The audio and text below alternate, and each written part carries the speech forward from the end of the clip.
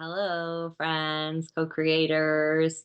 I am so excited to share this snazzy handout that I made. It does have a spelling error, and I'm leaving it in there because I have decided that it is very important to me to start just being more, just not make crossing my T's and dotting my I's because I am discovering more and more how much the like good person programming soaked into my little system over the years, and I'm actively working to undo it. So here is the flawed tools for when you're dysregulated, but really cute and fun handout that I made. Okay.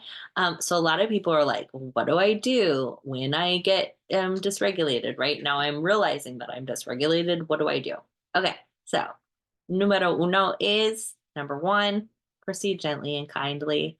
Okay, the thing that I think is the most powerful, and I have it up in my house, and I offer to you to consider putting this on post-its throughout your house.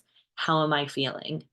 Okay, just asking that question, how am I feeling? And answering, like taking a moment to see what your answer is revolutionary because so many of us, nobody asked us growing up how we were feeling. And when we said, like, I'm feeling sad, I'm feeling hungry, I have to go to the bathroom, I'm feeling sick, I'm da da da, adults were like, "You're fine."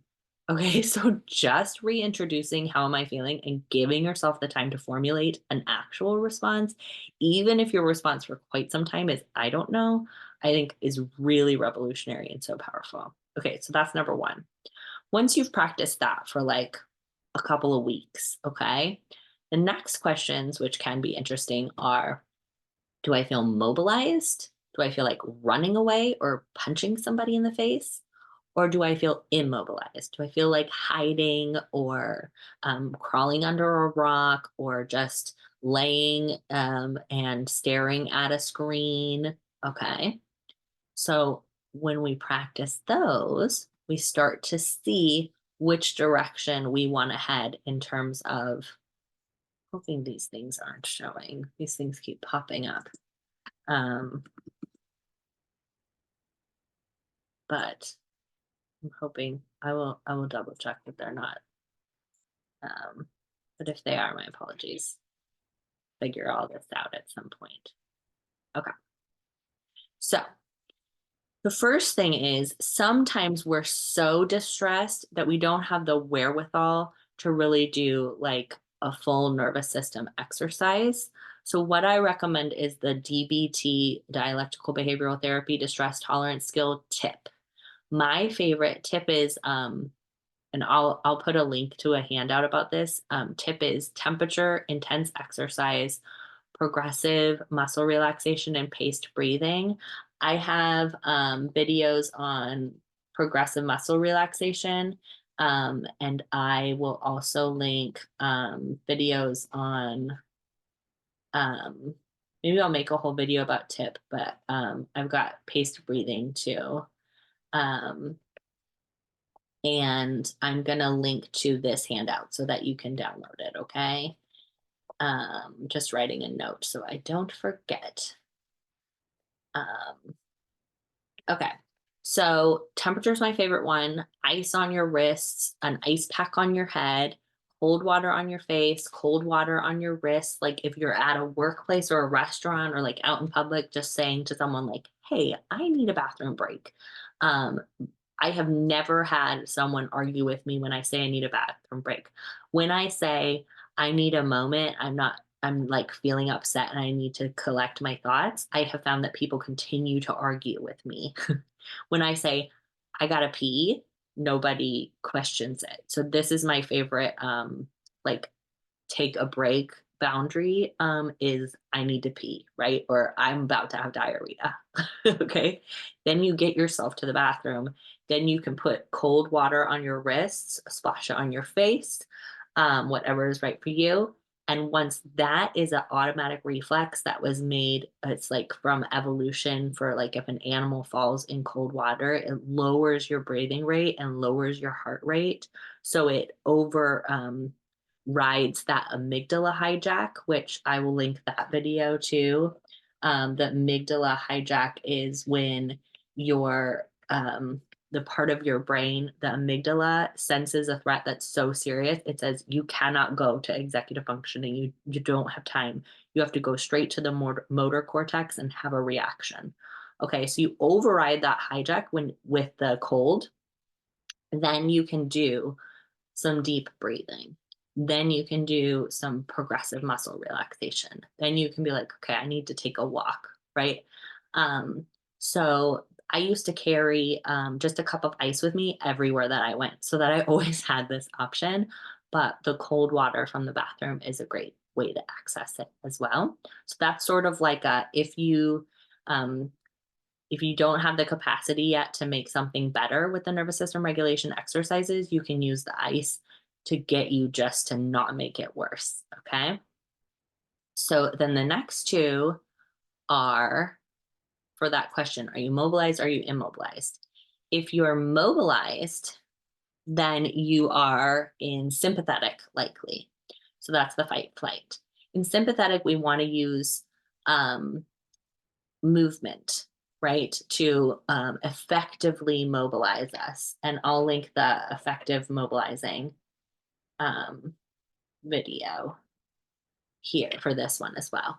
So, gentle movement, steady movement. We don't want movement that's like associated with being upset. So, not like punching a pillow or screaming or like running madly or like punching a punching bag. It's not like that. It's like slow, steady movement. So pulling weeds, kneading dough, yoga, dancing to a fun song, singing, walking to a tree and taking a deep breath, walking to another tree and taking a deep breath, things like this. If you're in dorsal, which is the like hide freeze, then the idea is orienting. So moving when you're feeling mobilized, when you're feeling immobilized, you want to orient, figure out where you are in space. Okay. So look for something that's red, look for something that's orange, look for something that's yellow. Do a body scan. That's where you breathe deeply while you say, okay, I'm noticing my feet. I'm noticing my legs. I'm noticing my belly. I'm noticing my hands. I'm noticing my arms.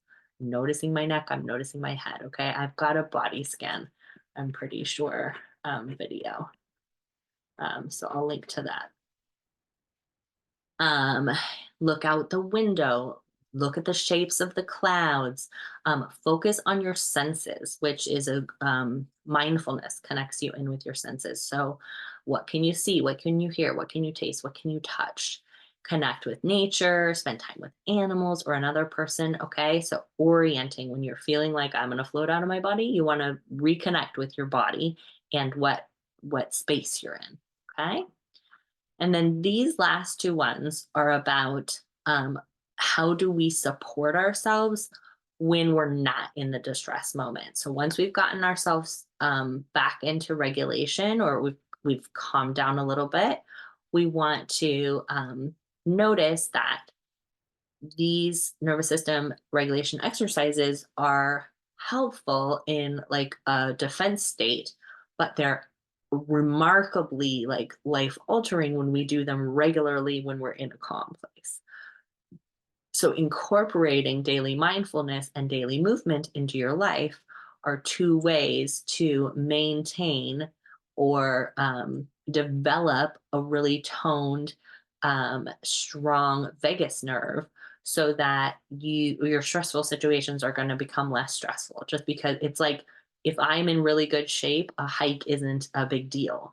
If I am not in great shape, a hike is going to be really hard, right? So, someone cutting me off in traffic is going to be really hard if my nervous system is always in a defense state. If my nervous system is pretty strong and steady because I've been doing daily movement and daily mindfulness, then it might not bother me very much, right? So you're still going to have moments where you have a nervous system response, but it's not going to be as challenging when you incorporate these two into your daily life. So I like to think about, doing a nervous system regulation exercise in a defense state is like taking an Advil when you have a headache. Doing daily movement and daily mindfulness, nervous system regulation exercises every day is like taking a multivitamin. Okay. It's like preventative. All right. So daily movement could be like a regular walk, a regular stretching time, going out to pick up some trash, dancing, gardening, anything like that. Mindfulness is again anything that's connected with your senses, and then also meditation. So there's lots of nice free meditation apps. Visualizing yourself doing nice things. How would you be in your ideal self? How would you like what's the quote I have? Who do you want to be in this situation? Imagining sort of what would my higher self do?